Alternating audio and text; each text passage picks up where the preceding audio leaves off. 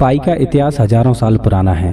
प्राचीन काल से ही हम इंसान पाई का उपयोग करते आए हैं। लेकिन क्या आप जानते हो कि पाई क्या है और पाई का स्टीफन हॉकिंग और अल्बर्ट आइंस्टाइन जैसे वैज्ञानिकों से क्या रिश्ता है?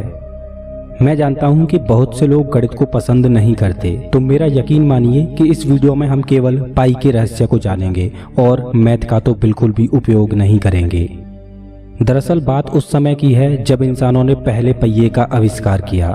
इंसानों ने पहिया तो बना लिया, लेकिन वो गोल नहीं था। इस वजह से जब वो लोग इधर उधर सामान को ले जाया करते तो उनके सामान के फैलने का डर बना रहता, क्योंकि पहिए गोल नहीं थे। इसी तरह समय गुजरता रहा, लेकिन वो कहते हैं ना, किसी भी नई चीज का आविष्कार तब होता है जब हमें उसकी जरूरत होती है। जैसे हजारों किलोमीटर दूर स्थित संबंधियों से बात करने की जरूरत महसूस हुई तो टेलीफोन का आविष्कार हुआ। उजाले की जरूरत महसूस हुई तो इलेक्ट्रिक बल्ब का आविष्कार हुआ। मतलब जब हमें कोई समस्या महसूस होती है तब उस समस्या से निजात पाने के लिए हमारे दिमाग में एक नया आइडिया जन्म लेता है और हो जाता है एक नया आविष्कार। इसी तरह से जब पहिए का इतिहास आगे बढ़ता रहा और पहिया गोल होता गया, तब लोगों ने जाना कि कोई भी पहिया पूरी तरह से तब गोल होता है जब उसकी परिधि और उसके डायामीटर का अनुपात एक कांस्टेंट नंबर हो। और चाहे सर्कल छोटा हो या बड़ा हो, लेकिन इस कांस्टेंट की वैल्यू हमेशा सेम रहती है।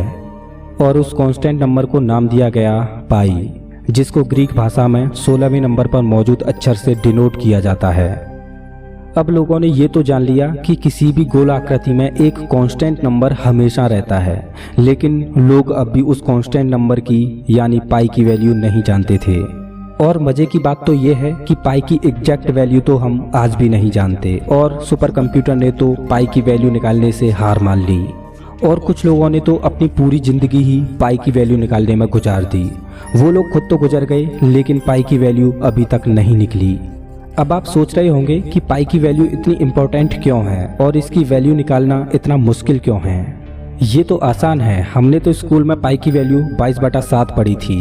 22 को 7 से डिवाइड करते जाओ और पाई की वैल्यू निकल आएगी।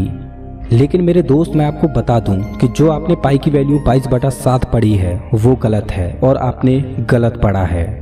दरअसल पाई एक इर्रेशनल नंबर है और इसकी वैल्यू कभी भी रिपीट नहीं हो सकती।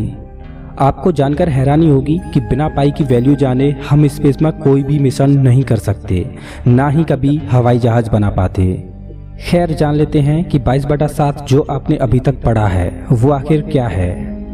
अगर किसी भी गोल आकृति की परिधि 22 यूनिट हो तो उसको परफेक्ट सर्किल यानी गोल बनाने के लिए उसका डायामीटर 7 यूनिट होना चाहिए, और परिधि और डायामीटर का अनुपात ही वो कांस्टेंट नंबर है जिसे पाई बोलते हैं। खैर, अब जान लेते हैं कि जो हमने स्कूल में पढ़ा वो गलत क्यों है। दरअसल जब हम 22 को 7 से डिवाइड करेंगे तो वैल्यू कुछ ये होगी जो आप अभी अपनी स्क्रीन पर देख रहे हो। लेकिन पाई की असल वैल्यू तो कुछ इस प्रकार है जो अभी आप अपनी स्क्रीन पर देख रहे हो। और आपको ये बात जानकर हैरानी होगी कि आधुनिक दौर के सुपर कंप्यूटर ने पाई की दशमलव के बाद 5 ट्रिलियन वैल्यू निकाली, और इससे आगे सुपर कंप्यूटर पाई की वैल्यू निकालने में हार गया। सुपर कंप्यूटर द्वारा पाई की इतनी वैल्यू निकालने के बावजूद भी पाई की वैल्यू अभी तक अधूरी है।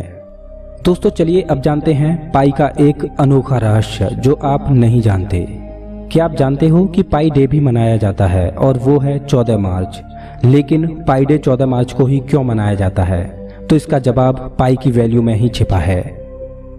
और आपको जानकर हैरानी होगी कि 14 मार्च को भी पाई डे सेलिब्रेट करने के लिए एक निश्चित टाइम है, और वो है दोपहर के 1:59।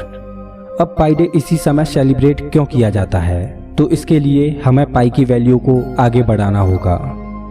अब आगे मैं आपको जो बताने जा रहा हूँ, या तो वो एक इत्तेफाक है या फिर कुदरत का एक करिश्मा। फिजिक्स की दुनिया में उथल पुथल मचाने वाले महान वैज्ञानिक अल्बर्ट आइंस्टाइन का जन्म 14 मार्च को ही हुआ था। और अब एक और इत्तेफाक बताऊं, 14 मार्च को ही महान वैज्ञानिक स्टीफन हॉकिंग का देहांत हुआ था। दोस्तों, आपको क्या लगता है कि क्या ये एक इत्तेफाक है या इसके पीछे कोई और रहस्य है? प्लीज़ कमेंट बॉक्स में ज़रूर बताना। अगर वीडियो अच्छा लगा हो तो लाइक कीजिए, और ऐसे ही मज़ेदार वीडियोज़ के लिए चैनल को सब्सक्राइब कीजिए, साथ ही बेल आइकन को दबाइए।